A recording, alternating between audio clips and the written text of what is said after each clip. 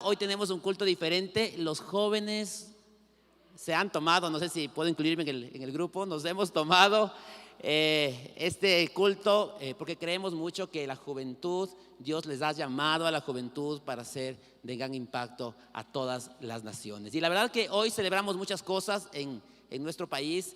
Celebramos, ¿qué celebramos?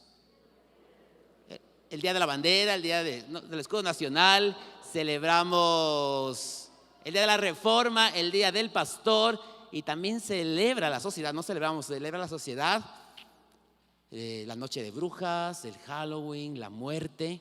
Pero ¿qué tal si nosotros hoy celebramos la vida? Amén, celebramos la vida y celebramos la luz. No celebramos la oscuridad, sino celebramos la luz, y la luz es Cristo, la luz es Cristo, así es. El día viernes tuvimos un tiempo increíble con los jóvenes de una vigilia que hicimos justamente para celebrar la luz, para recordarle a los chicos y al mundo entero que más allá de lo que pueda decir la sociedad, nosotros creemos en un Dios vivo y un Dios real que brilla y reina, ¿no es cierto?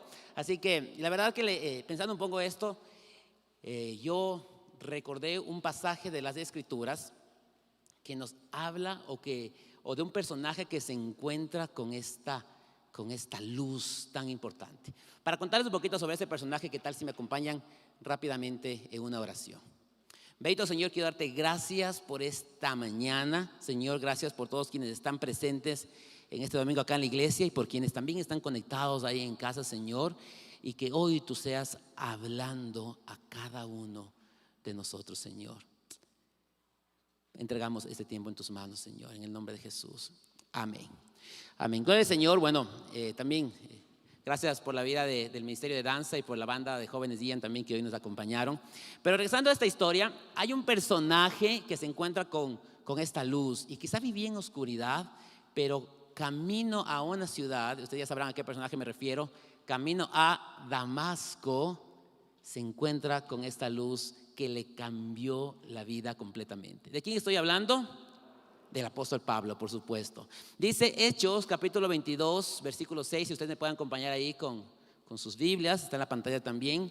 Hechos 22, 6 dice: sucedió que a eso del mediodía, cuando me acercaba a Damasco, una intensa luz del cielo relampagueó de repente a mi alrededor. Caí al suelo y una voz que me decía: Saulo, Saulo, ¿por qué me persigues? Wow. Los judíos conocían por la palabra de Dios, por historia, que ellos interpretaban siempre la luz con Dios. Así lo dice varios pasajes bíblicos, varios salmos hablan sobre esto: Salmos 4:6, 44:33, 89:15. Y la verdad también ellos entendían que la luz era una forma en que Dios usaba para revelarse a sí mismo. ¿Ok? Es decir, el apóstol Pablo, bueno, Saulo en esa época, Saulo de Tarso, que era un conocedor de la palabra de Dios profundamente, él cuando se ve o tiene ese encuentro con la luz, pues yo creería que él pensó en todo lo que decía la Escritura sobre una luz tan fuerte, ¿no?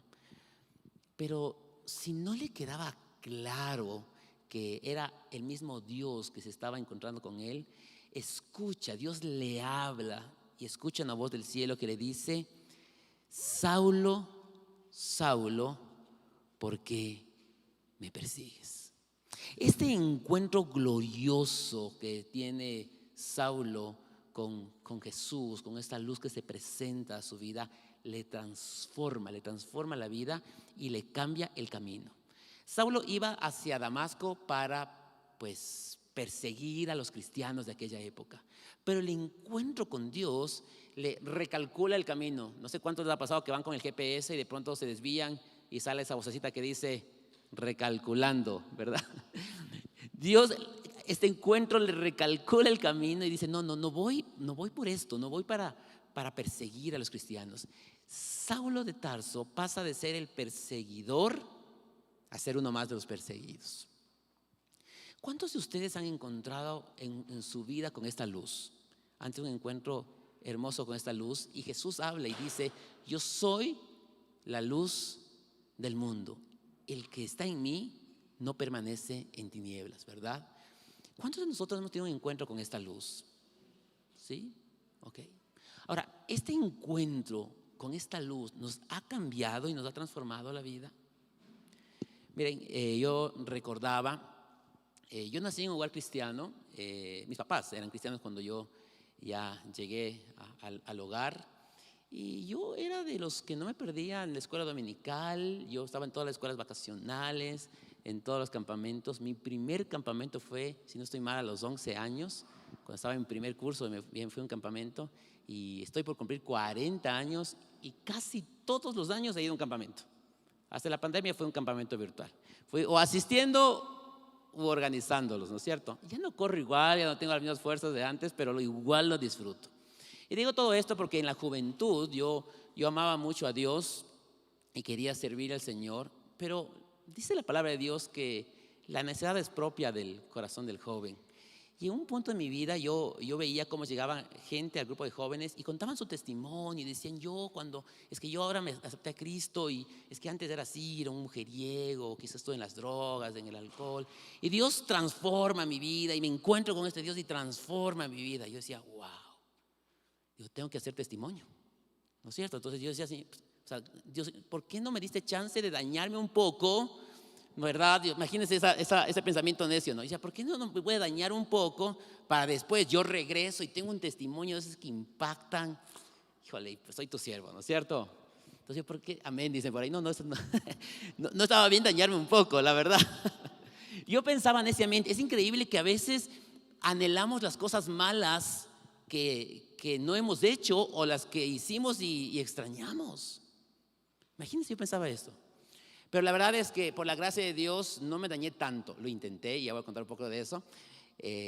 Pero el testimonio está de esforzarse en seguir adelante. Y yo decía: claro, no hay como este cambio de vida.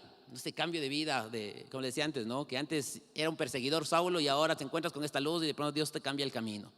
Pero algo que entendí es que Dios, claro, cambió mi camino mucho antes de que yo nazca. Dios cambia mi camino cuando mis papás se encuentran con Cristo. Mi papá cuenta sus historias, que era no muy santo que digamos, sin Cristo, ¿no? Motociclista, tiene fotos con chompa de cuero y que se iba a la playa en moto con sus amigos. Ya se imaginarán la vida que tenía. Pero cuando conocen a Cristo, ellos, por la gracia de Dios, transforman su generación.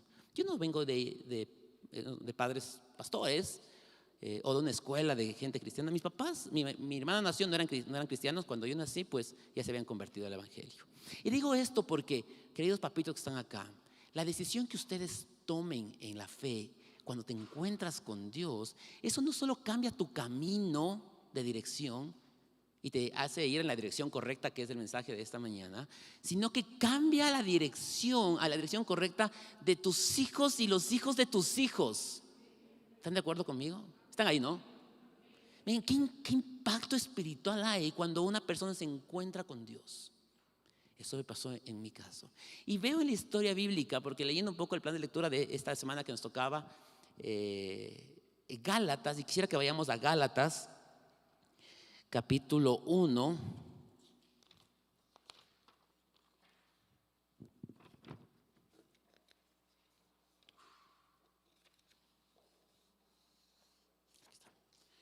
Gálatas capítulo 1, por favor, versículo 1.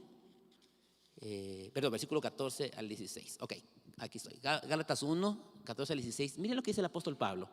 Pablo hablando a los Gálatas, a los de Galacia, a la iglesia, ahí sobre su historia, cómo conoció el evangelio. Y dice: en la práctica del judaísmo, yo aventajaba a muchos de mis contemporáneos en mi celo exagerado por las tradiciones de mis antepasados. Sin embargo, Dios me había apartado, esto es increíble, me había apartado desde el vientre de mi madre y me llamó por su gracia. Y cuando él tuvo bien revelarme a su hijo para que yo lo predicara entre los gentiles, pues él, dice, no consultó a nadie y fue a hacer la obra, a prepararse para la obra. Pablo, es increíble que Pablo, el apóstol Pablo, el que consintió la muerte de muchos cristianos, fue testigo de la muerte de Esteban, el primer mártir, que perseguía a los que profesaban la fe. Este Pablo entiende que su llamado no fue camino a Damasco. Entiende que Dios le había llamado desde que estaba en el vientre de su mamá. Yo no sé si ustedes pueden recibir lo que Dios habló a mi corazón, y es que si Dios lo hizo con Pablo, yo estoy convencido que lo hace conmigo y lo hace con ustedes. No sé qué edad te conociste a Dios, a los 12, 10, 15, 20, 30, 40, 50 años. Y tuviste un encuentro hermoso con Dios, pero tu historia con Dios no empieza en aquella época, empieza cuando estaba siendo formado en el vientre de tu mamá. Y eso nos da seguridad, nos da estima, nos da identidad, porque Dios nos ha separado. Bueno, el profeta Jeremías va mucho más allá. Jeremías dice en Jeremías 1:5 que antes de formarte en el vientre ya te había elegido, antes de que nacieras ya te había apartado, te había nombrado profeta para las naciones. Jeremías, Dios le dice a Jeremías incluso que fue antes de que fuera formado, Dios ya le conocía. Dios, a pesar de que ya les había separado desde antes de que ellos nazcan, Él también preparó un encuentro especial con estos dos siervos de Dios, dos personajes de la Biblia. Como Dios ha separado con cada uno de nosotros un encuentro especial para recalcular nuestro camino e ir en la dirección correcta. Pero algo especial que puedo ver acá, que Dios no solo se presenta a Pablo con una luz, esa luz incandescente, fuerte, que le bota al piso, sino que así como Pablo y Jeremías, Dios hace algo especial y Dios les habla. Wow. El encuentro con Dios fue escucharle. Pienso ahorita en Moisés. Dios le habla a Moisés en una zarza, le llama la atención con la llama, con una luz, pero le habla. Y ¿saben qué? Estaba leyendo, investigando ahí un poco, y un artículo que me pareció muy interesante hablaba de que hoy debemos levantar una generación de discípulos resistentes en medio de una Babilonia digital. Interesantes esos términos, ¿no? Porque estamos como viviendo una Babilonia digital, decía este autor. Y para que podamos ser discípulos resistentes, tenemos que aprender a escuchar a Dios. Cuando tú tienes encuentro con Dios y escuchas a Dios, eso fortalece tu fe. O sea, el escuchar a Dios, es decir, no, es que Dios me habló, Dios me dijo, eso fortalece tu fe. Yo quiero preguntarte, ¿cuándo fue la última vez que tú escuchaste a Dios? ¿De qué manera le escuchaste a Diy? ¿Le has escuchado a Dios? A veces pasamos por la iglesia y vamos años en la iglesia y es como que qué bonito, ¿no? Y pienso en el grupo de jóvenes, yo digo, estuve de chiquito y qué lindo cada campamento, qué lindo cada cosa, pero la pasamos como bonito.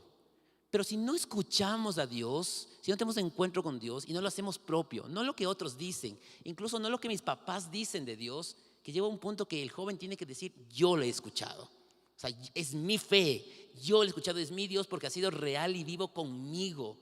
No solo me han contado, sino yo lo he podido experimentar. Entonces tu fe se fortalece. Yo recuerdo una escena y la tengo anotado por ahí en un cuadernito que yo anotaba cuando sentía que Dios me decía algo. Una escena en la que estaba en una vigilia de jóvenes, así como la del viernes. Pues era más pequeñita, era como una casa. Cuando yo sentí algo tan fuerte de Dios, yo me acuerdo haberle dicho al Señor, Señor, yo quiero servirte. La primera vez que tengo notado que digo, yo quiero servirte, tenía unos 15 y 6 años. Y que no me imaginaba en aquella época ser pastor ni nada por el estilo, pero Dios toma muy en serio esto.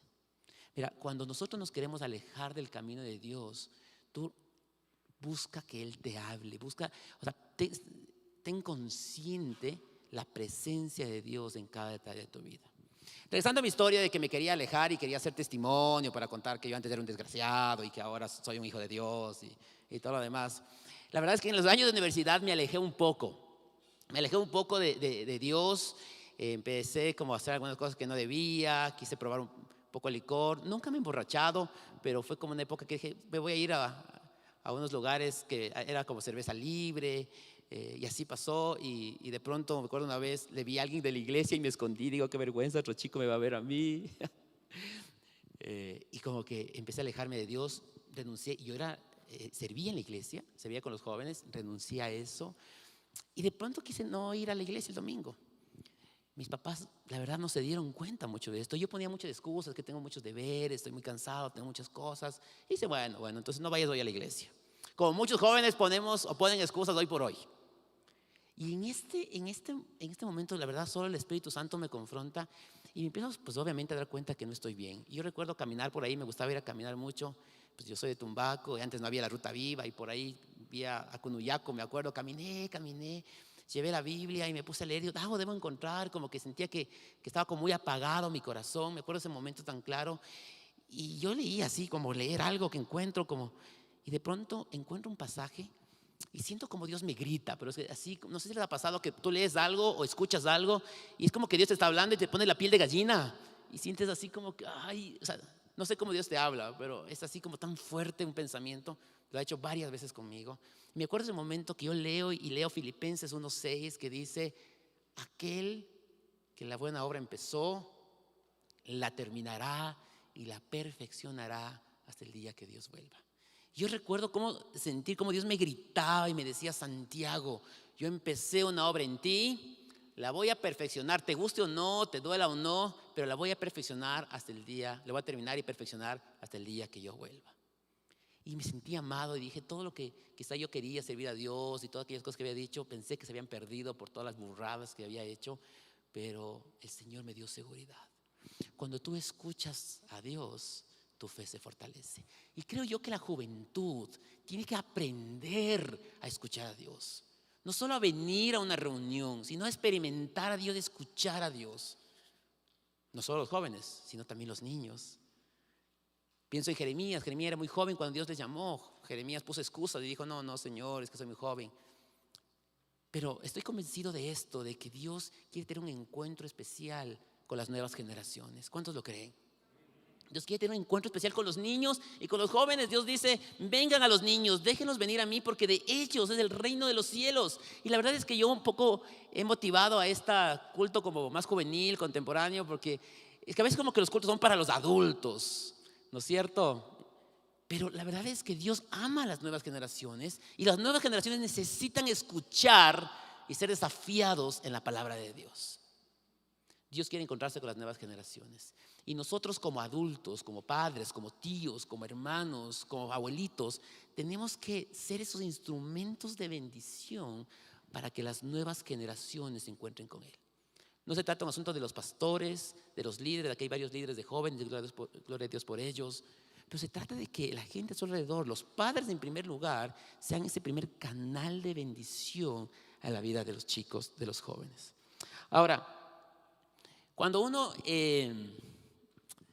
camina en la vida, es niño, es adolescente, es joven, es adulto, empieza a tomar decisiones, varias decisiones, cada vez son más importantes y más trascendentales. Pero yo me he puesto a pensar que las decisiones que uno toma tienen que ver mucho con lo que está en el corazón, con la motivación con la que vives.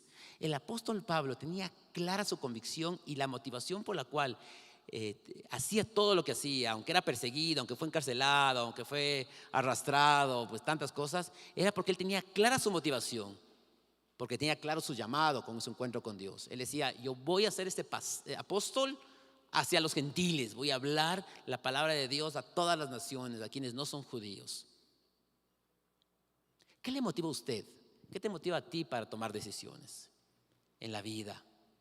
¿Por qué tomas decisiones? La pandemia nos ha sacudido un montón y nos ha movido el piso económicamente, emocionalmente, pero a veces tomamos decisiones en función de nuestro estrés, nuestra preocupación, nuestra ansiedad, nuestra depresión. El índice de suicidios aumentó en la pandemia. La gente tomó malas decisiones de quitarse la vida producto de lo que pasaba en su corazón. ¿Qué te motiva a ti? Estuve investigando y dice que la UNICEF hizo un sondeo realizado en tiempos de COVID, durante la pandemia, a jóvenes y adolescentes en Latinoamérica y el Caribe. Y este sondeo lanzó esta información. Dice que el 46% de jóvenes reportó tener menos motivación para realizar actividades que normalmente disfrutaba. Y el 36% se siente menos motivado para realizar actividades que habitualmente hacía. Es que la depresión, como decía hace un momento, y aquellas cosas, la tristeza, la ansiedad, el temor, pues nos llevó a estar a ser una sociedad desmotivada. Y por eso decía yo al inicio, creo que es el tiempo de celebrar la vida, celebrar la luz. no estar en una condición de tristeza.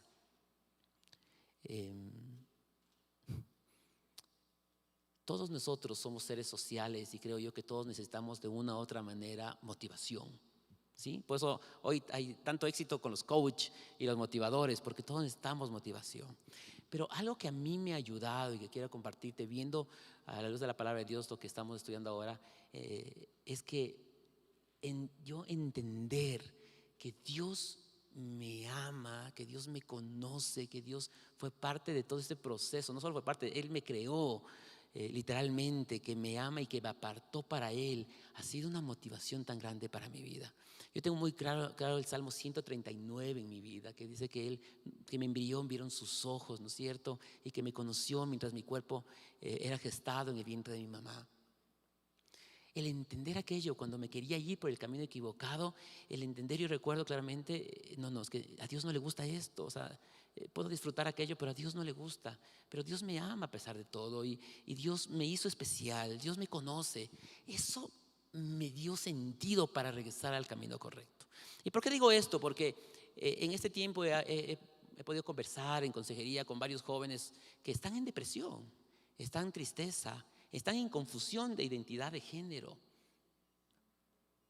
Y cuando nosotros tenemos claro qué es lo que Dios quiere para mi vida, cuál es el plan original de Dios para mi vida, aunque es difícil enfrentar cosas y difícil salir de cosas, pero tienes una base sólida que es Cristo, que es la roca que es Cristo, para salir adelante. ¿Están conmigo? ¿Tiene sentido esto? Entonces, claro, yo conversé hace poco con un chico que tenía una confusión de identidad de género. Y fue lindo escucharle que en medio de todo lo que él vivía, él decía: sí, es verdad, yo sé que Dios me ama y que Dios no me creó así. Qué importante, el Espíritu Santo hablando. Entonces vamos a orar, trabajar para que Dios pueda darte la libertad completamente. Papitos, adultos jóvenes, adultos solteros, niños, adolescentes, jóvenes, todos necesitamos entender esta verdad. Dios nos conoce desde siempre, nos ama y nos aparta para Él. No importa lo que diga Netflix, YouTube, TikTok, Instagram, Facebook, las redes sociales, sino lo que Dios dice de ti. A veces los chicos postean algo y le dan un mal comentario a su post y se bajonean, porque las voces de su alrededor son tan fuertes que les influencian tanto en su vida, cuando debíamos de escuchar la voz de Dios y que lo que me dice Dios sea lo más fuerte. Y Dios habla a nuestros hijos, a nuestros jóvenes, a través de nosotros. Así que debemos ser esos instrumentos de bendición. Sé que he hablado de dos personajes, del apóstol Pablo y de Jeremías principalmente. Y quizá uno dice: pastor, bueno, estamos hablando de que Dios les ha llamado al apóstol Pablo pues a ser apóstol, valga la redundancia. Dios le ha llamado a Jeremías a ser profeta, ¿verdad? Pero, o sea, seamos honestos, o sea, yo no quiero ser apóstol, no quiero ser profeta, o sea, yo no quiero ser pastor, incluso, o sea, no, esto es para ellos, para los personajes de la Biblia, como que yo no me siento muy identificado con esto. Quiero decirle que Dios nos llama a todos. Y quiero, entre tantas cosas que hablar sobre este llamado que Dios nos hace, quiero mencionarles 4 cosas puntuales que quisiera que puedan quedarse en su corazón. Y la primera es que nosotros, absolutamente todos somos apartados, somos llamados para Dios. ¿Cuántos pueden decir amén a esto? Todos somos apartados para Dios. ¿Apartados para qué? Gálatas, acá estoy. Primera de Pedro 5:10 nos dice que, y después de que ustedes hayan sufrido un poco de tiempo, Dios mismo, el Dios de toda gracia, que los llamó a su gloria eterna en Cristo, los restaurará y los hará fuertes, firmes y estables. Voy a leer una vez más esto. Es un pasaje precioso. Dios de toda gracia, que nos llamó, dígalo, que nos llamó a su gloria eterna, nos restaurará. ¿Puede decir amén? Nos hará fuertes, firmes y estables. Dios nos ha llamado para estar con Él en su gloria eterna. Todos somos llamados para encontrarnos con Dios, y en este proceso de encontrarnos con Dios, Dios va a restaurar tu vida, te hará firme, te hará estable. Es un llamado para todos. Dice 2 de Pedro 3:9 que el Señor no tarda en cumplir su promesa, como según entienden algunos, por tardanza, ¿verdad? No es que Dios no viene pronto porque está tardándose, no, Jesús no viene pronto, dice, porque más bien Él tiene paciencia con ustedes, porque no quiere que nadie perezca. Que nadie perezca, sino que todos se arrepientan. Así que si tú no tienes un encuentro con Dios y no te has encontrado con este Dios de perdón, de amor, Dios te está llamando, Él está esperando que tú te arrepientas y te acerques a Él. Todos somos llamados para su gloria eterna. Y hoy es un día especial, que si tú tienes este encuentro con Dios, es un día especial para que tú digas sí y respondas al Señor: sí, quiero sumarme a este llamado. Pero el segundo punto que quiero dejarles es que nosotros somos libres de responder al llamado. Dios quiere que todo el mundo se salve, pero no todo el mundo responde correctamente. Dios no nos obliga, Dios nos llama, ¿verdad? Pero nosotros debemos dar la respuesta correcta. Me encanta que el apóstol Pablo, regresemos a nuestra historia, camino a Damasco, Hechos 22, 8 y 10, el apóstol Pablo le pregunta, ¿no? ¿Quién eres, Señor? ¿Quién eres tú? Después de escuchar la voz. Y Jesús le dice: yo soy Jesús de Nazaret, a quien tú persigues, me contestó. Los que me acompañaban vieron la luz, pero no percibieron la voz del que me hablaba. Cuán importante, una vez más, escuchar la voz de Dios. Los otros no escucharon la voz. Saulo sí escuchó la voz de Dios. Y Saulo hace una pregunta, o da una respuesta a través de una pregunta, y dice: ¿qué debo hacer, Señor? Una respuesta correcta. Le preguntó: levántate, dijo el Señor, y entra a Damasco. Allí se te dirá todo lo que se ha dispuesto que hagas. En medio de todo este perseguidor de cristianos, cuando se encuentra con la luz, escucha la voz. Los otros no escucharon, él escucha la voz, él da una respuesta acertada, le dice: Señor, ok, aquí estoy, dime qué debo hacer. Pero hay otro personaje que no da una respuesta correcta, y es increíble ver este personaje, porque era joven, era un joven bien portado, un joven que tenía buenas calificaciones, que era bien obediente, que era bien educado, comía con los cubiertos, no con los codos en la mesa, no sé. Era un joven así súper bien portado, que cumplía todo, obediente a todas las leyes, ¿no es cierto? Había cumplido todo, y se acerca al maestro y le dice: maestro, ¿qué debo hacer para entrar o ser parte de la vida eterna? Ustedes saben de quién estoy hablando, ¿verdad? Del joven rico. Le dice: ¿qué debo hacer? Y Jesús le dice: bueno, entonces vende todo lo que tienes, dáselo a los pobres y sígueme. ¿Y cuál fue la respuesta de este joven? Tristemente se fue, solo se fue. Y Jesús, yo no le veo a Jesús corriendo detrás. No, disculpa, no me entendiste bien quizá. No quería decir esto, o sea, no te vayas, por favor. Jesús dejó que él tome su decisión, porque Jesús sabía qué es lo que estaba en su corazón. Dice un pasaje: donde está tu tesoro, está tu corazón. Y sabía que el dinero era algo que atesoraba este joven, como muchos hoy atesoran muchas cosas. Pastor, bueno, que le deje a esa chica o esa relación tóxica, eso sí no voy a hacer. No es cristiana, no me importa. Quiero hacer todo, pero eso no. O no quiero dejar aquello, no quiero dejar de ver esto, no quiero dejar de escuchar esa música. Yo tengo varios casos: pastor, todo le acepto, pero el tema de la música no vamos a topar, porque yo voy a escuchar lo que yo quiero. Jesús sabe que está en tu corazón y tú tomas la decisión. El asunto acá es que tú no puedes decir sí al llamado a medias. Sí, pero esto no. Dice la palabra de Dios en Apocalipsis que seas frío o caliente, sino que los tibios serás vomitado de su boca. Entonces el desafío es que tú puedas tomar una decisión, decirle al Señor: sí acepto al llamado que tú me estás haciendo. O quizá tristemente, como el joven rico, puedes decir no, darte la vuelta y salir. La tercera cosa que te quiero mencionar es que a todos también Dios nos ha llamado para buenas obras. Efesios 2:10 nos dice: porque somos hechura suya, o hechura de Dios, creados en Cristo Jesús para buenas obras, las cuales Dios dispuso desde antemano, desde antes, a fin de que la pongas en práctica. Somos llamados para buenas obras, y avanzar en la dirección correcta involucra ser parte del plan de Dios. ¿Qué estás haciendo con lo que Dios te ha dado? ¿De qué manera estás siendo parte de este plan, de este llamado para buenas obras? No basta solo con asistir a la iglesia, asistir a un grupo, sino de dar de gracia lo que por gracia hemos recibido. ¿Están conmigo? Todos hemos sido llamados para buenas obras. Y cuarto punto es que Dios nos llama a cuidar de ese llamado. ¿Qué quiere decir esto? Dios nos llama a cuidar de este llamado.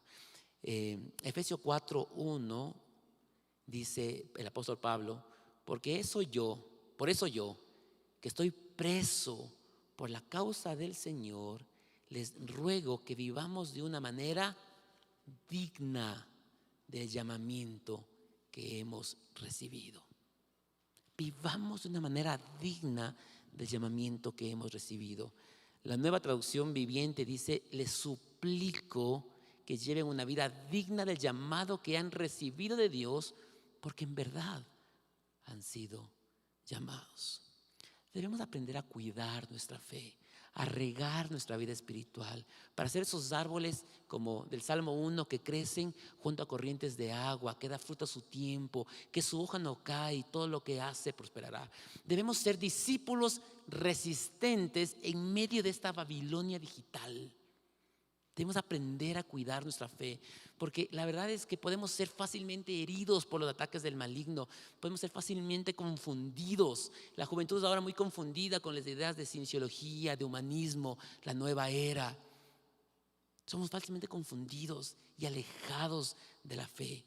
Tenemos que cuidar el llamado que Dios nos ha hecho. Recuerden ustedes lo que decía el pasaje anterior, que una vez que hayamos vivido esto, que hemos aceptado estar en su gloria eterna, Dios nos restaurará, nos hará fuertes, firmes y estables. Tenemos que cuidar el llamado que Dios nos ha hecho.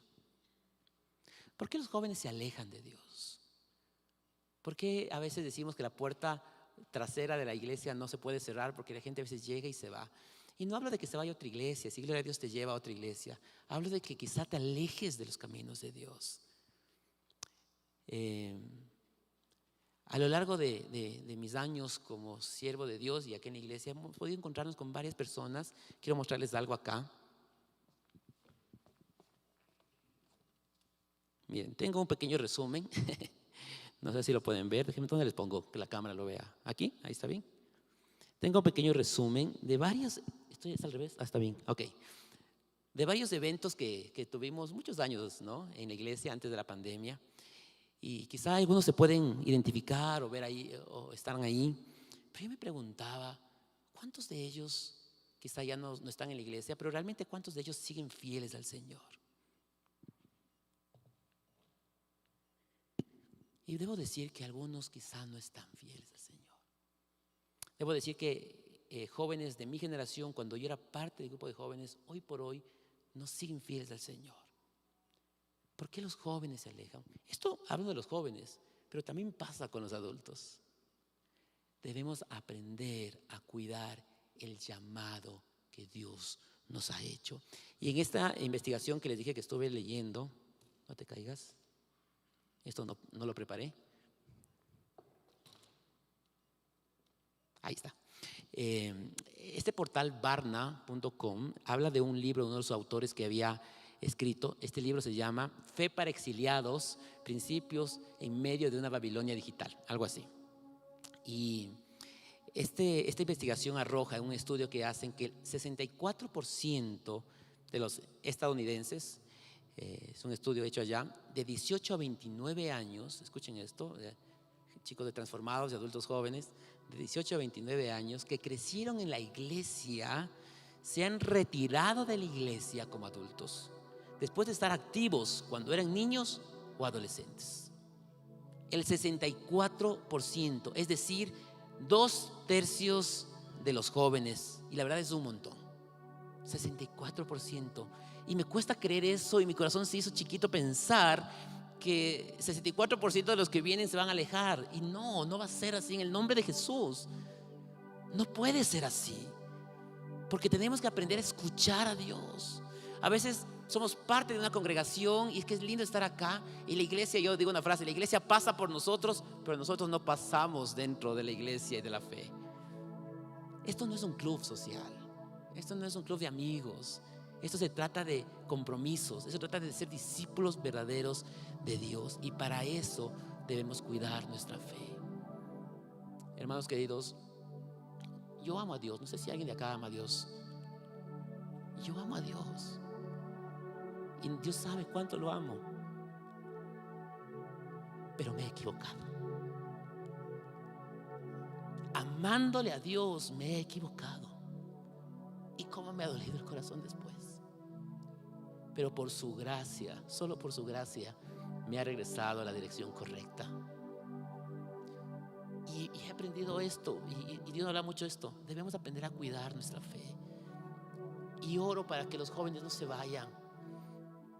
Dios sabe cuánto anhelo que todos permanezcan en la fe. Anhelo cuántos jóvenes del grupo sean los futuros pastores de jóvenes, misioneros, líderes. Pero a veces se va. Y veo padres, he hablado con padres dolidos del corazón completamente porque sus hijos pues no quieren estar cerca de los caminos de Dios. Pero chicos que están acá, quiero decirles algo. La decisión es suya. Es fácil. Yo me reuní hace poquito con un chico que toda la culpa era de los papás. Y quizás los papás nos hemos equivocado. Pero ya estamos en una edad que nosotros debemos asumir nuestra responsabilidad de nuestra propia fe. Porque cuando Dios te pregunte, no va a decir todo el mundo me hizo daño, todo el mundo se equivocó alrededor de mí. Pero Dios te va a decir, y eso con todos, ¿qué hiciste tú con el llamado que te he hecho?